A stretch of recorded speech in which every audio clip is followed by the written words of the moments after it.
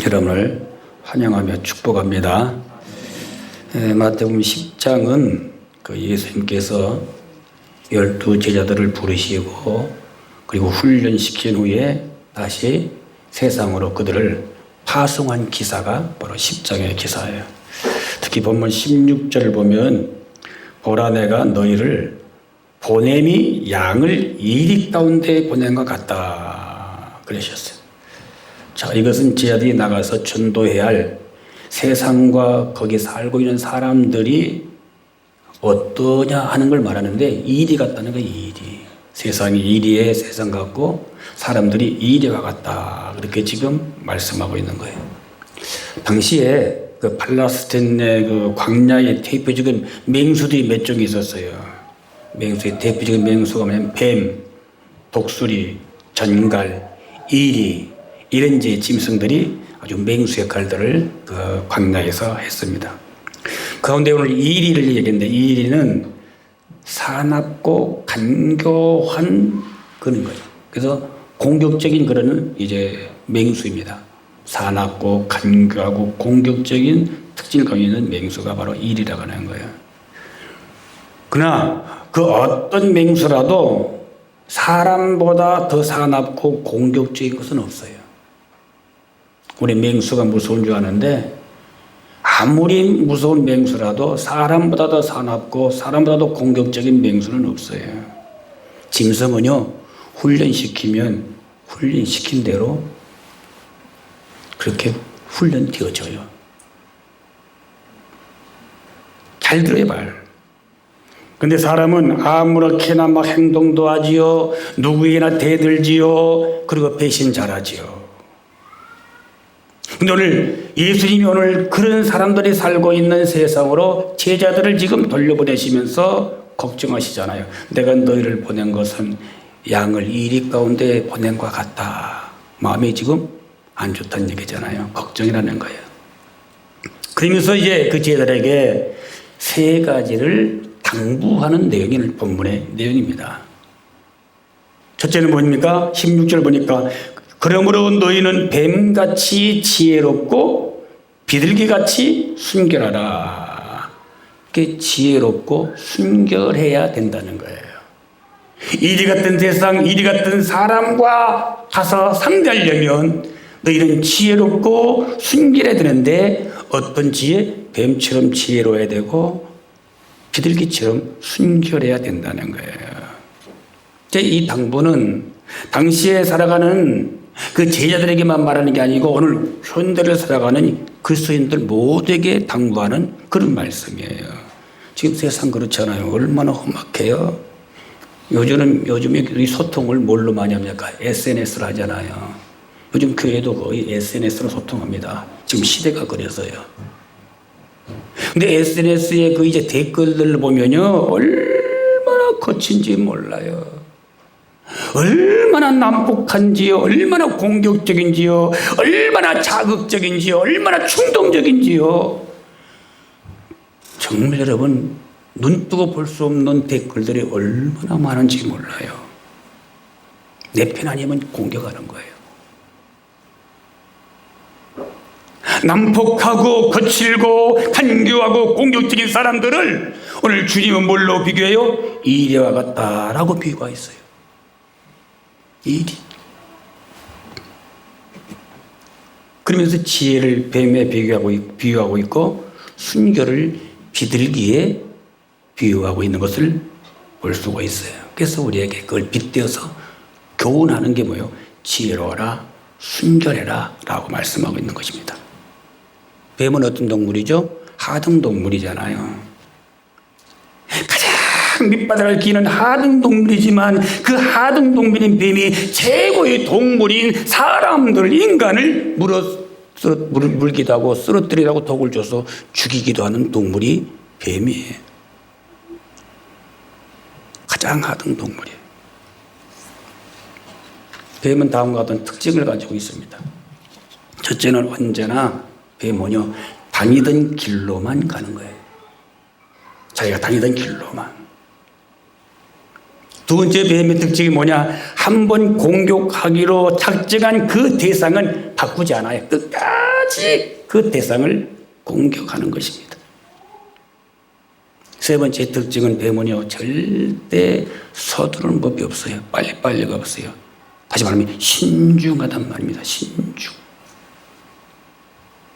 넷째로 뱀의 특징은 통째로 삼키지 분해해서 삼키지 않잖아요. 개구리도 모두 다 통째로 삼키는 거예요. 다섯째, 뱀의 특징이 뭐예요? 치명적인 독을 가지고 있는 것입니다. 이러한 뱀의 특성 때문에 성경에서 뱀은 마귀와 사자로 이해되고 있어요. 오늘 뱀은 배로 기어다니는 사등동물이지만 그 뱀의 지혜는 고등동물보다 뛰어나다는 거예요. 우리가 이리 같은 이 세상 속에서 이리 같은 사람과 상종하려면 그 뱀의 지혜를 배우라는 거예요. 여러분, 세상을 지혜롭게 살 수 있기를 축복합니다. 지혜롭게. 인간관계도 지혜롭게 하세요. 지혜로워야 돼. 신앙생활도 지혜로워야 돼요. 지혜로워야 돼요. 무조건 돌진이 아니에요. 지혜롭게 하셔야 돼. 오늘 우리는 뱀의 지혜처럼 진리의 길만을 가야 됩니다. 예수님만 바라보고 우리는 나아가야 되는 것입니다. 그리고 매사에 우리는 신중해야 된다는 것. 신중. 신중히 생각하고 신중히 말하고 신중히 행동하고 신중하게 결정해야 돼요. 이 지혜를 배우라는 거예요. 두 번째, 오늘 비둘기는 뱀과는 전혀 다른 이미지를 가진 동물입니다. 비둘기는요, 다음과 같은 특징을 가지고 있어요. 목적 지향적이에요. 한꺼번에 여러 가지 사물을 막 복잡하게 그냥 바라보면서 뭐 이것저것 하지 않고 오직 한 가지만을 주시하는 동물이 비둘기예요. 그러니까 목적 지향적인 동물이에요. 우리는 오직 주님만을 바라보셔야 돼요. 오직 우리는 천국만을 늘 지향하셔야 돼요. 할렐루야. 목적 지향적. 두 번째 비둘기 특징은 평화적입니다. 다른 사람을 공격하거나 패권을 지어서 쪼아대는 일이 전혀 비둘기는 없어요. 같이 모여서 누굴 쪼아댄다든지 뭐 남을 공격한다든지 그런 건 전혀 없는 동물이 비둘기예요. 그래서 성경에서 비둘기를 순결의 그리고 평화의 상징으로 이야기하고 있는 것입니다. 그리고 하나는 성령의 상징으로 비유할 수도 있습니다. 우리는 여기서 지혜와 순결의 조화를 생각하셔야 돼요. 뱀 같은 지혜만 강조하다 보면 순수성이 떨어져. 또 순결만, 비둘기같이 순결만 강조하면 지혜가 모자라게 되는 거예요. 지혜가 떨어져요. 그래서 우리는 지혜와 순결이 조화를 이루어야 되는 거예요. 마치 오늘 강단에서 목사님이 말씀만 막 강조합니다. 다른 거 강조 안 하고. 아니면 어떤 목사님은 기도만 막 강조합니다. 기도만. 그건 불균형이란 말이에요. 말씀과 기도 같이 강조되어야 신앙의 균형이 이루어지고 그래서 신앙이 건강해지는 것인데 자꾸 한쪽만 강조하면 균형이 이루어지지 않아요. 지혜와 순결은 마치 자동차가 이제 바퀴가 있어요. 그 바퀴를 한 축을 중심으로 해서 함께 움직여가는 것과 같다 그 말인 것입니다. 오늘 지혜만 있으면 미끄러지기 쉬워요. 지혜만 있으면. 순결만 있으면 속아 넘어가기 쉬워요. 순진해가지고요. 자꾸 속아 넘어가는 거예요. 그래서 그리스도인은 지혜와 순결한 이 양면성을 다 가지고 있어야 되는 거예요. 양면성을 다. 그래서 오늘 주님이 지혜들을 세상에 전도 파송시키면서 당부한 게 뭐예요? 지혜롭고 순결하라는 것이에요. 그래야 이래 때 같은 세상 헤쳐나갈 수 있고 그래야 이래 같은 세상 사람들 잘 지혜롭고 순결하면서 복음을 전할 수 있기 때문에 지혜로워라 순결하라고 말씀하고 있는 것입니다. 여러분, 오늘 비둘기처럼 목적을 향해서 끝까지 달려가는 자가 될 수 있기를 축복합니다. 평화의 사도, 화평의 사도, 화목의 사도들이 될 수 있기를 바랍니다. 누굴 쪼고 깨트리지 말란 말이에요. 그래야 세상을 살아간다는 거예요. 오늘 두 번째 당부하는 게 있습니다. 17절 보니까 사람들을 삼가라. 저희가 너희를 공회에 넘겨주겠고 저희 해당에서 채찍질하리라. 사람은요 꼭 필요한 존재죠. 그렇죠? 꼭 필요한 존재가 사람이에요. 우리 성도에 사람이 있어야 자꾸 이 교회가 운영되지, 사람이 없어 보세요. 교회 운영이 됩니까? 사람이 있어야 장사하지, 사람 없이 장사됩니까? 예? 사람이 있어야 복도방도 되는 거지, 사람 하나 보세요. 안 되는 거예요. 학원도 사람이 와야지 학원 되는 거지. 그래서 사람이 꼭 우리에게 필요한 존재예요. 그러면서도 사람은 뭐예요? 고통스러운 존재거든요. 고통스러운 존재가 사람이에요. 자, 여러분, 가축이나 어떤 짐승들 때문에 속상하고 고통당하는 경우보다는 사람 때문에 속상하고 고통스럽고 괴롭고 손해보는 경우가 훨씬 많은 거예요. 여러분, 집에서 자녀 길러보고 짐승 길러보는 분들 있잖아요. 뭐 견공들 기르고 있잖아요. 견님들. 그 짐승 때문에 속상하고 고통스럽고 괴로운 일이 더 많아요. 응? 사람 때문에 속상하고 고통스럽고 괴롭고 손해보는 경우가 더 많아요. 사람이에요. 이스라엘 백성들의 역사를 보면 광야 40년 동안 지도자가 모세였는데 모세나 하나님이 어떤 일이나 전갈이나 독수리나 뱀 때문에 뭐 위기를 겪고 속상하고 고통당한 적이 별로 없어요. 누구 때문에요? 이스라엘 백성들 때문에, 사람들 때문에 속상했고 사람 때문에 고통스러워했고 어려움을 겪고 수없이 손해를 본 일들이 많단 말이에요. 바울의 경우도 마찬가지였어요. 하나님을 모르는 이방인들에 의해서 괴롭힌 일보다 동족 그리고 선민, 유대인, 성도들에 의해서 더 괴롭힘 당했고 더 힘들어한 사람이 바울이에요. 믿잖아요. 이방인 때문에 괴로워하지 않았어요. 디모데후서 4장 9절 보면은 의도적으로 바울을 괴롭혔던 사람이 나와요. 구리장색 알렉산더라는 사람이에요. 그는 사사건건 바울을 아주 그냥 걸고 넘어지려고 시비하고 괴롭혔던 사람이에요. 바울이 좋은 일 얼마나 많아요. 그 좋은 일, 그 때문에 바울의 장점, 그는 한마디도 꺼내지 않아요. 그래서 바울의 단점만 들춰내서 열심히 그걸 가지고 바울을 괴롭혔던 사람이 바로 이 알렉산더라는 사람이에요. 바울이 그래서 그에 대해서 이렇게 해요. 주께서 그 행한 대로 저에게 갚으시리니 디모데야 너도 저 사람을 주의하라 라고 말씀한 거예요. 오늘 주의 종들과 주의 백성들은 보복이나 원수 갚으려면 안 돼요. 보복과 원수 갚는 것은 주님께 있는 거예요. 그러니까 오늘 주의 종들, 주의 자녀들은 절대 보복이나 원수 갚으려 하지 마세요.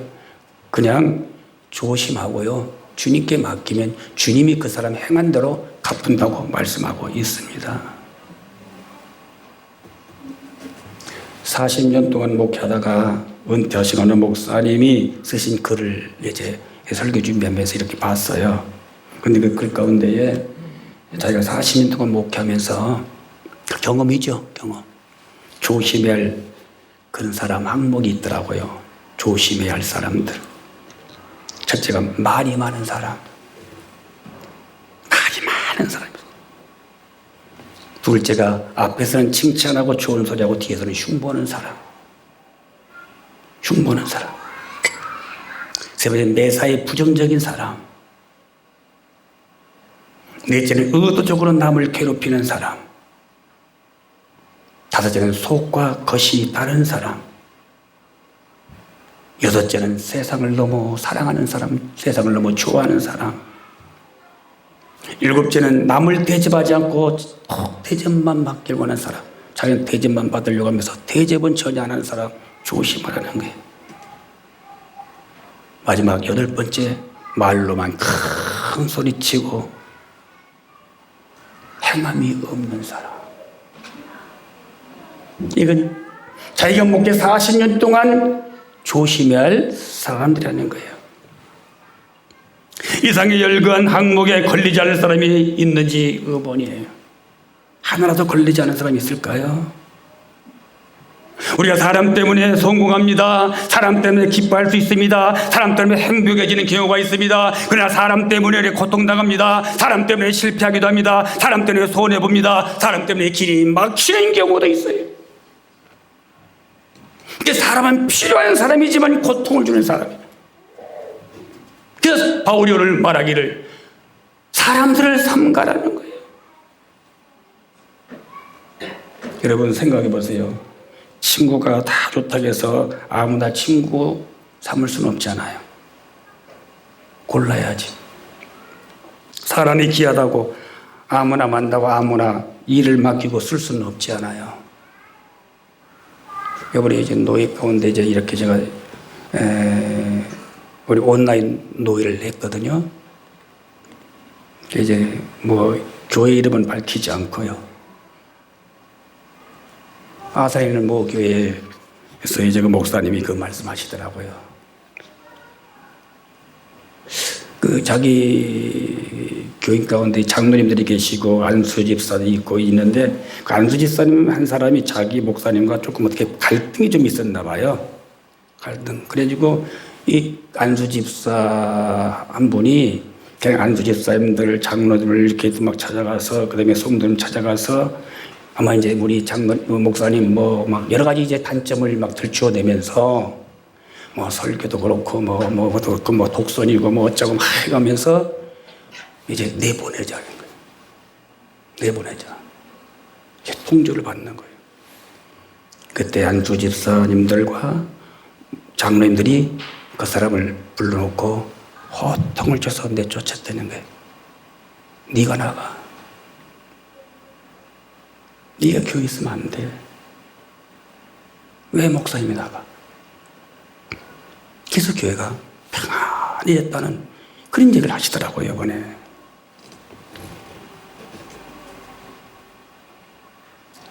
오늘 노처녀가 결혼이 급하다고 해서 아무나 배우자로 정할 수는 없어요. 노총각이 장가가고 싶다고 해서 아무나 자기 여자 삼을 수는 없는 거예요. 왜? 만남은 그 사람의 평생을 결정할 수 있는 거예요. 그리고 관계는 그 사람의 행불행을 결정하는 겁니다. 그러기에 오늘 우리는 선택과 결정과 만남과 관계는 신중하게 지혜롭게 해야 한단 말이에요. 신중하게. 만남도 신중하게. 특히 자녀 가진 분들 이제 배우자 신중해야죠.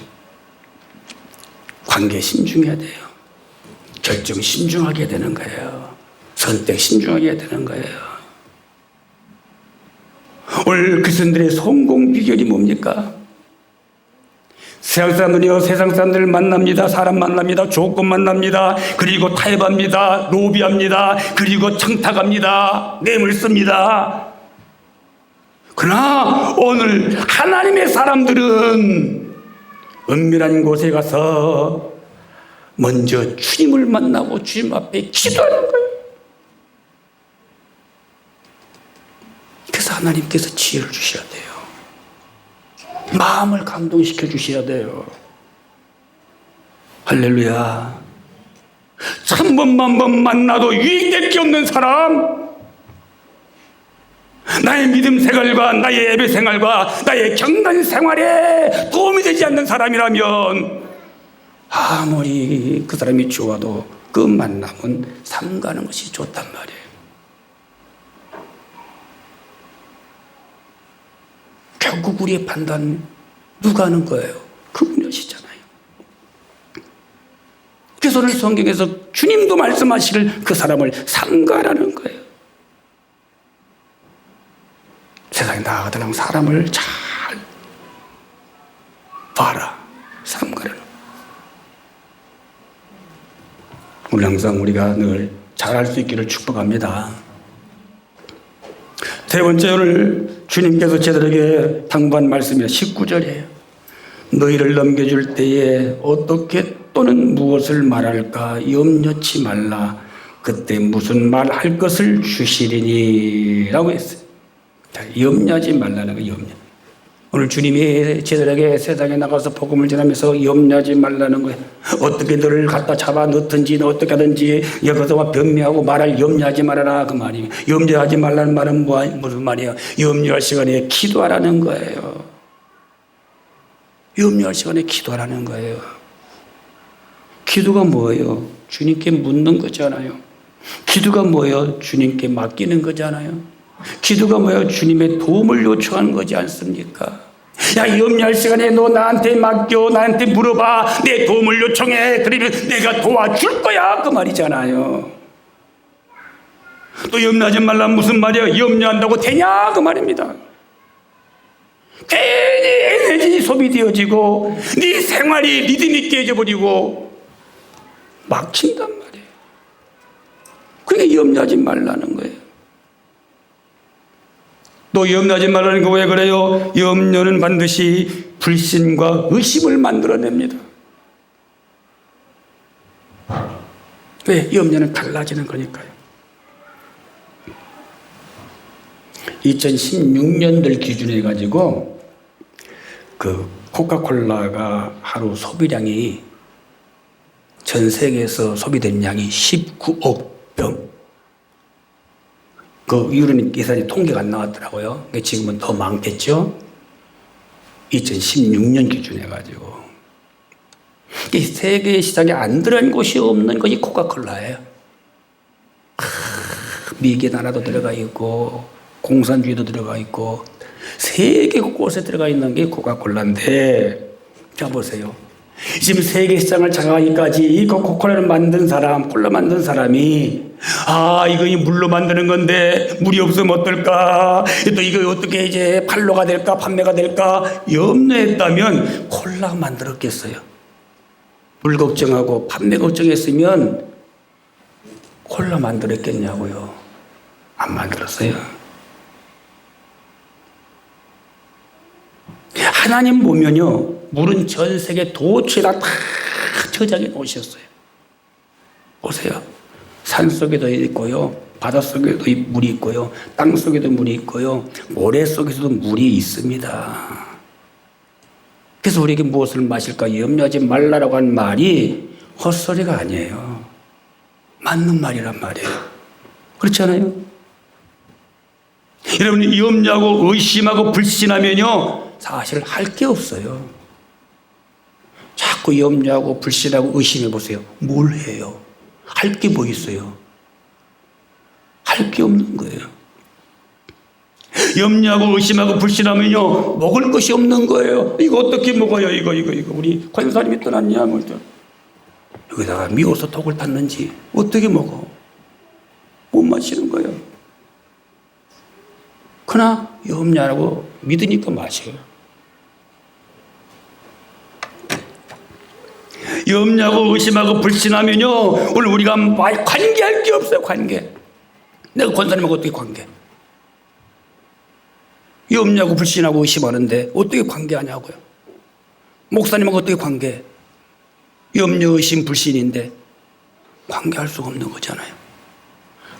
아무것도 안 되는 거예요.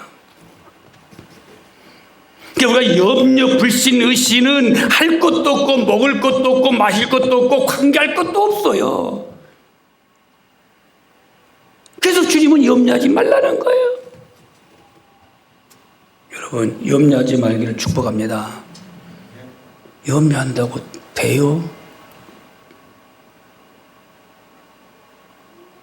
염려하지 말란 말이에요. 오늘 본문 결론이 중요해요. 따라합시다. 나중까지 견디는 자는 구원을 얻으리라. 자, 하나님은 목적 없이 고통을 허락하지 않으셔요. 하나님은 항상 목적이 있어요. 목적 없는 고통이 없단 말이에요. 그럼 우리가 끝까지 포기하지 않고 참고 인내해야 구원을 받는 거예요. 구원. 어떤 사건 때문에, 어떤 사람 때문에 오늘 내가 염려하고 걱정하다가 신앙을 포기한다든지 주님을 떠나버리면 구원받지 못하는 거예요. 사건 때문에, 감정 때문에, 사람 때문에 염려하다가 불신하다가 주님을 떠나버리면 결국은 구원을 못 받는단 말이에요. 끝까지 참고 인내하셔야 돼요. 물론 여러분, 참는다는 게, 견딘다는 게요, 이거 고통이에요, 사실. 저도 잘 알아요. 수많은 고난을 겪어봤어요. 수많은 어려움을 겪어봤어요. 수많은 사람과 부딪혀봤고요. 수많은 사람에게 뒤통수 맞아봤어요. 그걸 참고 견딘다는 게요, 얼마나 힘든지 몰라요. 고통스러운 거예요. 아픔도 크고요, 괴로움도 크고요, 커요. 그러나 마라톤 선수가, 이미 출발한 선수가 힘들다고, 다리 아프다고, 뭐하다고 도중에 포기합니까? 마라톤 선수처럼 끝까지 결승점을 향해서 달려가야 된단 말이에요. 그러려면 모든 걸 다 참고 견뎌야 되잖아요. 발에 쥐가 왔어도 그걸 뚝뚝거리면서라도 끝까지 참고 가야 마라톤 선수예요. 비록 등수는 늘지 못했지만 끝까지 완주했던 그 자체만 가지고도 많은 관중들이 모여요. 박수 치는 거예요. 그 고통을 겪고 끝까지 완주했다는 거예요. 배탈이 날 수 있고 배가 아플 수 있어요. 두통이 올 수도 있어요. 그러나 배가 아파도 두통이 와도 그거 부여잡고 내가 이미 출발하고 목적지까지 달리고 있다면 그 목적지까지 끝까지 달려가야 된단 말이에요. 신앙은 뭐예요? 철저히 인내를 요구하는 거예요. 구원은 뭐예요? 절대로 머물거나 뒤로 물러가는 게 아니에요. 오직 전진이에요. 이게 구원의 완성이에요. 오늘 주님이 십자가의 그 수치와 그 아픔과 고통을 참으셨던 것처럼 오늘 우리를 또 끝까지 참고 견디는 사람만이 영광이 있고 구원이 있고 축복이 있다는 것입니다. 세상은 이리와 같은 세상에 이리 속을 같단 말이에요. 세상 사람들은 이리와 같은 거예요. 그래서 우리는 지혜로우셔야 돼요. 그리고 그들 앞에 깨끗하셔야 돼요. 순결해야 한단 말입니다. 관계를 잘 하셔야 돼요. 관계만큼 중요한 건 없어. 관계. 그리고 염려하지 맙시다. 염려해봐야 유익된 게 하나도 없더라고. 보탬 되는 게. 보탬 되는 게 없어요. 그럴 때 우리 승진 면류관이 위에 있을 것이고 우리 구원의 기쁨과 감격을 누리게 될 줄로 믿습니다. 할렐루야. 오늘 이 말씀을 잘 붙잡고 주님께서 주신 말씀, 오늘 지혜로워라, 순결해라, 사람을 조심해라, 그리고 염려하지 말라, 이 말씀 붙잡고 우리 함께 기도하십시다. 아버지 하나님 감사하고 고맙습니다. 오늘 주신 말씀 잘 기억하게 하시고 마음판에 새겨서 그 말씀대로 살아가면서 세상을 이기고 또 모든 죄를 이기고 유혹을 이기고 자신을 이기고 하나님의 뜻에 합당한 승리자가 될 수 있도록 축복해 주시고 나옵나이다. 아버지, 이리 같은 난 이제 사람을 만나고 또 이리 속을 같은 세상 속에 살아가는 이들 아버지 지혜롭게 하시고 순결하게 하시고 그다음에 사람을 잘 조심해 관계 잘하게 하시고 그리고 염려는 다 죽게 맡기는 우리 모든 교우들이 되게 주시옵소서. 그래서 승리의 멸류가 낯서게 하시고 구원의 기쁨과 감격 속에 살아가는 사랑하는 청강교 모든 교우들이 되게 주시옵소서. 예수님의 이름을 간절히 기도하옵나이다. 아멘.